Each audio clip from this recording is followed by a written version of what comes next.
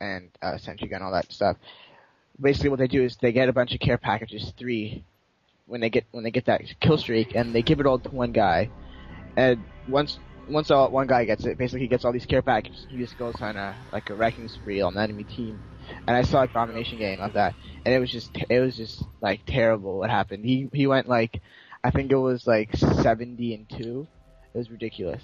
All from kill streaks? From the care package? Wow. No, not a single shot fired. Wow. So, I guess if you guys should try that out before they eventually nerf it. I'd imagine it'd be pretty fun. Yeah, that's true, but... Just like going prone in a corner and then like seeing double kill, triple kill, multi-kill. Yeah. Get the nice gunships. Hopefully they're not glitched, but Well, going back on just kill streaks for a little bit is the napalm strike. It doesn't seem like it'd be that good of a kill streak, but when I look at it more closely, I figure that a lot of competitive people are going to start using it with its ability to tactically set up a wall that no one can go through. That's true. Yeah, like for its area denial, for sure. Yeah. Like, it pretty much, like, in denying one area, you're not just stopping them from going to that area, you're forcing them to go to another area. So you can just set up, like a hallway of death, where you have all your... Because they're not going to be coming from the other side, so they're coming from that side, and you can just mow down anyone who comes through there. And for the competitive games that's on the main circuit, there's domination, demolition, capture the flag, and all that. You can see like a clear instance where it would be very helpful in each of those game types. If you think about domination, spawn trapping, demolition, again, you could say spawn trapping or defending or demolition. Like if you have you could save it for the last 20 seconds and then just use it so that it made it impossible for them to plant the bomb in the last. Exactly. I mean, it's I really like the kill streaks. I mean, they're all, and the perks too. Going back to the perks, they're all really situational based and game style based, which I think is cool. You get a lot of there's a lot less kind of overarching perks that are usable in a lot of classes, and a lot more specialization, which I think adds a lot more different ways to play the game, which adds a lot more replayability. Like in Modern Warfare 2, I mean, you can agree with me on this. I'm sure all of you guys play. Yeah, oh yeah. All you have to do is sleight of hand. All the perks you have to have are sleight of hand, stopping power, like steady aim or ninja. Well, ninja or commando if you're a dick. Yeah. Wow, commando. But you just have those 3 perks and that's it. Like that's what everyone uses because they're just outright the best. Yeah. There's no really you could swap out a couple like marathon or but in general, if you want to just raffle stomp with an assault rifle, just take out your sleight of hand and your stopping power and you're good to go. I'm actually happy that they took off stopping power. Yeah, me too. You get that extra a couple milliseconds, fractions of a second to react, and it can make it brings it down to more of skill than who sees who first. I think I was actually the stopping power, the removal of it. It was one of the things that I was most excited for Black Ops because now you choose the perks based on your own play style. So I think that's honestly. Yeah, I mean, before I felt forced to take stopping power, even if I didn't like the perk, just because if I shot my gun at someone and someone shot their gun at me, I would always lose because if we shot at each other the same amount of times. But now you can really have fun, and explore the different perks that they put in. There's not just, with Modern Warfare 2, there were some cool second perks. I use Cold-Blooded all the time. It was a lot of fun. But I still felt, held down by stopping power. Yeah, you're putting yourself at a disadvantage when you're not using stopping power. But now, if you're a flag capper in CTF or generally a rusher, you've got lightweight or marathon, whatever you want to use. If you're a guy that plants the bombs in demolition, you got a flak jacket, don't know what else, you pretty much got perks to complement your game style, which I think that's in the long run that's gonna add a lot of longevity to the game, and it's honestly really fun in my opinion. And along with all the other customization stuff, it'll make each kind of player have his own kind of special way to play the game, makes it more also unique. Exactly, yeah.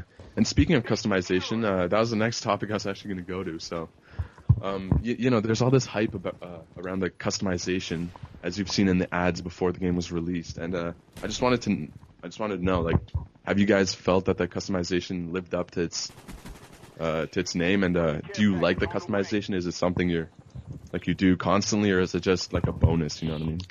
Well, personally, for me, like, I know most people won't have the problem, but I haven't actually played that much yet, so, I don't actually have that many options, but, the existing customization, like, I find is a lot of fun. Like, with clan tags on your guns and stuff. Yeah. I mean, they're cool. It's just more stuff to do in the game. It's not like it's not like a game changer, but it's just more stuff to do. It makes it kind of the extra. Yeah, I mean, not like a dramatic change, but it's enough to add that extra aspect that was lacking before. yeah, I mean, like why not have extra features? I mean, Nice. All I use it for is just putting I think it's called Tiger. You should use that. It's that orange camo. It looks pretty sick. Yeah. And I just put a clan tag on my gun so everyone sees, who they killed them, O-line.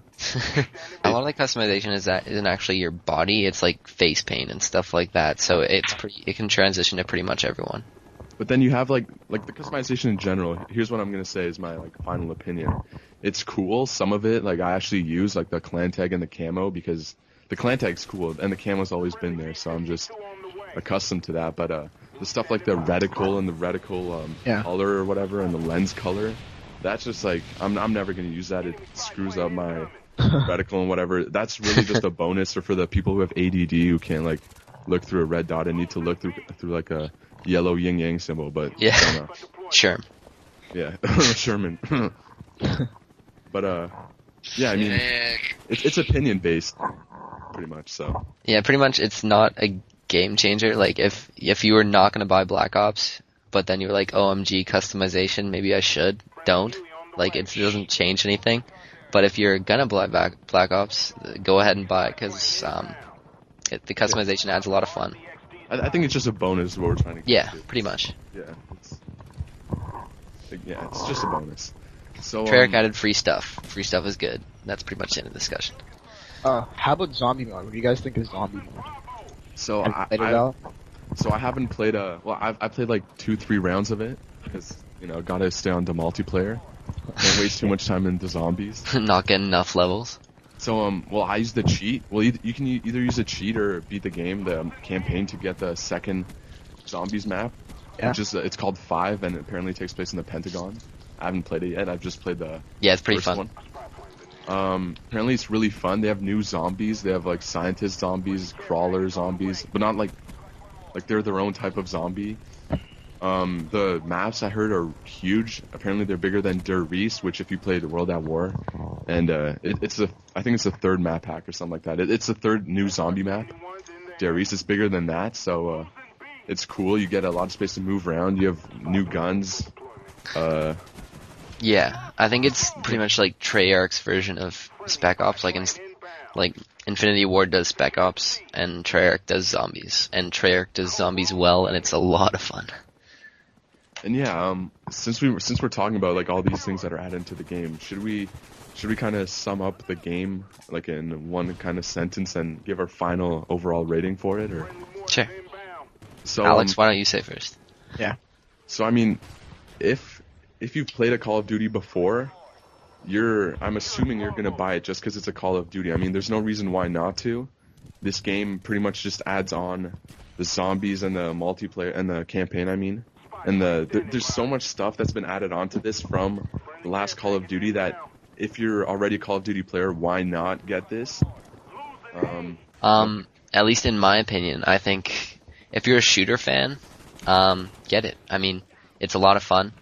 However, if you had a negative experience with the previous Call of Duties, like this isn't that much different. Like, I'm not saying it's the same game, but it's like it's cut from the same cloth. Like it's pretty similar.